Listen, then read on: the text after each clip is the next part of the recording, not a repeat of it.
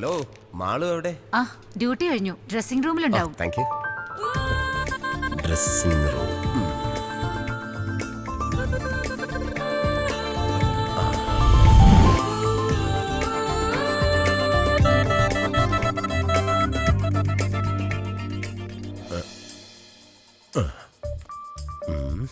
ദൈവമേ, ആരും വരല്ലേ. മാളു ചക്കരക്കുട്ടി. അയ്യോ സോറി, മാളു വന്ന് കരുതിയിട്ട. ഇങ്ങനെയുണ്ടോ സ്ത്രീകള്?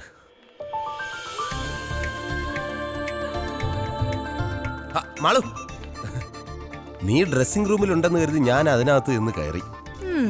ഞാനില്ലാന്ന് അറിഞ്ഞോണ്ട് കയറിയതല്ലേ? അതെ, എങ്ങനെ മനസ്സിലായി? ഈ സ്വഭാവം എനിക്ക് അറിയില്ലേ. പിന്നെ ഇന്ന് വൈകുന്നേരം റെഡി ആയിട്ടിരുന്നോ? ഒരു കിടിലം പർച്ചേസ് ഉണ്ട് എന്റെ വക. അപ്പൊ എന്നെ വീട്ടിൽ കൊണ്ട് വിടുന്നില്ലേ? ഇന്ന് നീ ഒറ്റയ്ക്ക് പോയാ മതി. എനിക്ക് കൊറിയർ ഓഫീസിലെത്താൻ സമയമായി. Okay, bye. കല്യാണം ഒന്ന് കഴിഞ്ഞോട്ടെ. ഓക്കെ, കല്യാണം കഴിയട്ടെ. അപ്പൊ കല്യാണം കഴിഞ്ഞില്ലല്ലേ? ഇല്ല, അമ്മാവന്റെ മകളെ കെട്ടാൻ പോകുന്നേ ഉള്ളൂ. മോനെ, ഒരു ഉപദേശം തരാം. എന്താ? ഈ വിവാഹം എന്ന് പറയുന്നത് ഒരു KSRTC ബസ് പോലെയാണ്.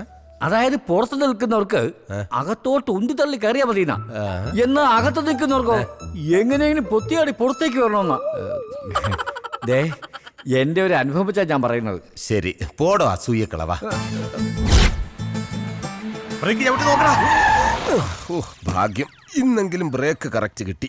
അല്ലെങ്കിൽ എന്റെ കയ്യിൽ നിന്ന് നിനക്കിട്ട് കിട്ടിയാ.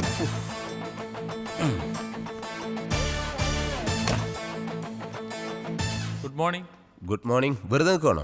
അതെ, ഒരു ലോഡ് പാഴ്സൽ വണ്ടിയിലുണ്ട്, എല്ലാം എടുത്ത് ഇവിടെ വെച്ചേക്ക്. ശരി. വാ, സൂക്ഷിച്ചെടുക്കണടാ. വെറുതെ അങ്ങോട്ടും ഇങ്ങോട്ടും നടക്കുക. Good morning. Good morning Jency. ഇതൊക്കെയാണ് വിശേഷങ്ങൾ. അതെ, പഞ്ചാര അടിച്ചുകൊണ്ട് നിൽക്കാതെ ഈ പാഴ്സൽ എല്ലാം പെട്ടെന്ന് സോർട്ട് ചെയ്യാൻ നോക്കാം. ശരി സാർ. ശരി.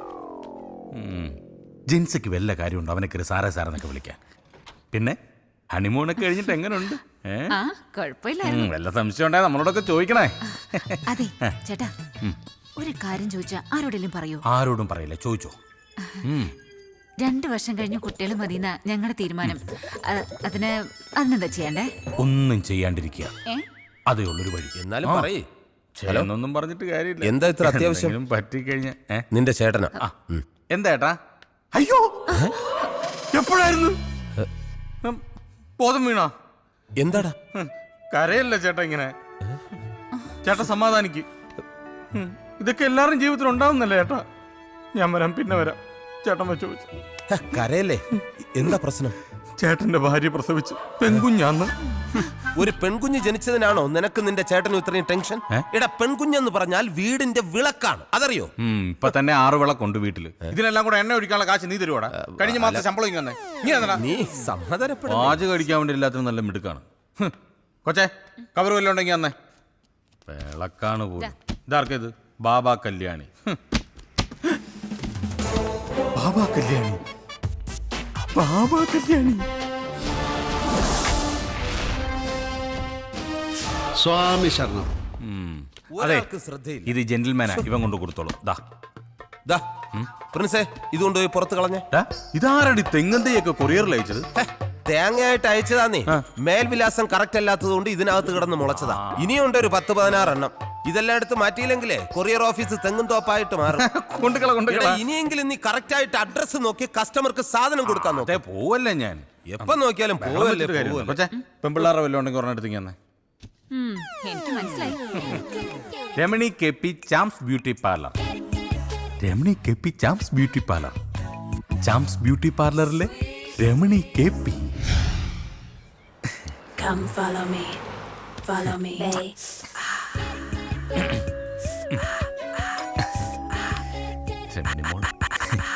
Come follow me, follow me, baby. ആരാ? ഞാൻ കൊറിയന്നാ. കണ്ടിട്ട് ആഫ്രിക്കയിൽ നിന്നാണെന്ന് കരുതി. കൊറിയല്ല, കൊറിയർ സർവീസ് കേട്ടിട്ടില്ലേ? Super fast courier.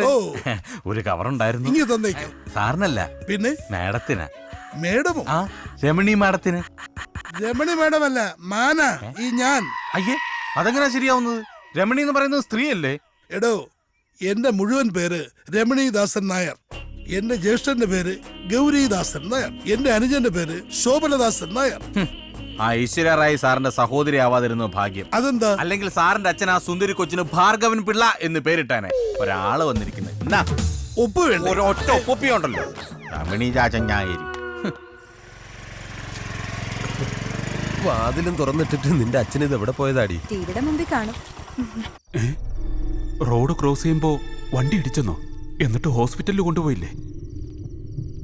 അവസാനം മക്കളെല്ലാം കണ്ടിട്ടാണോ മരിച്ചത്? എന്താ പറ്റിയച്ചാ? എല്ലാം പോയി മോളെ.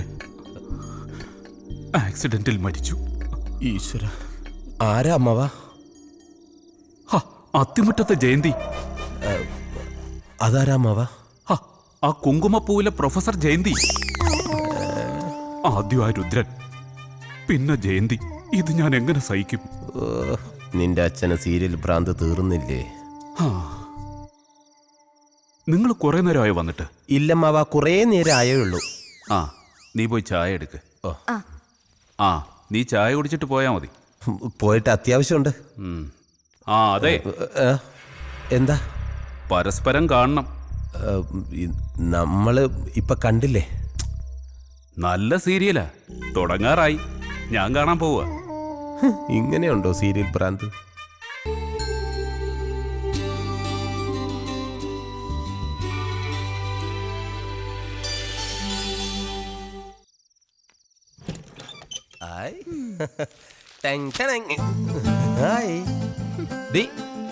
നിങ്ങൾക്ക് എല്ലാവർക്കും ഉള്ള ഡ്രസ് ഇത് പിടിച്ചേ.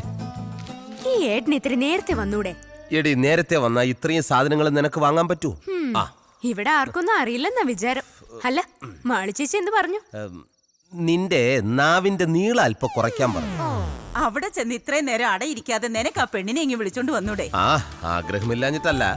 ആദ്യം ഇവളെ നല്ലൊരുത്തന്റെ കൂടെ പറഞ്ഞയക്കട്ടെ. നടന്നത് തന്നെ. വിമലേച്ചിയുടെ കല്യാണം നടത്തിയുടെ കടം ഇതുവരെ തീർന്നിട്ടില്ല. ഒക്കെ നടക്കൂടി. പിന്നെ ഇതെന്തിനാ പാതിരാത്രി ബാങ്ക് വിളിക്കുന്നത്? ഇത് വാങ്കുവിളിയല്ല, നിന്റെ പുന്നാര അളിയന്റെ നിലവിളിയാ. സദാസമയം പാർട്ടി പ്രവർത്തനം അല്ലേ? ഏതോ സമരത്തിന് പോയി തല്ലും കൊണ്ടോണ്ട് വന്നിരിക്കുക. ആവി പിടിക്കുന്നതിന്റെ ബഹളം ആ കേക്കുന്നേ. നിങ്ങൾക്കൊന്നും ഉറക്കൂല്ലേ രാത്രി? പാതിരാത്രി ഇങ്ങനെ കുരവേട്ടുകൊണ്ടിരുന്നാൽ എങ്ങനെയാളിയാ വീട്ടിലുള്ളവർ ഉറങ്ങുന്നേ? അളിയനിത് എന്ത് പറ്റിയതാ? ആണവ കരാറിനെതിരെ നമ്മുടെ പാർട്ടിക്ക് വേണ്ടി ഒരു കലക്ടറേറ്റ് വളയലുണ്ടായിരുന്നു. എന്നിട്ട് അളിയനാണല്ലോ വളഞ്ഞിരിക്കുന്നത് പാർട്ടി ചിഹ്നം പോലെ.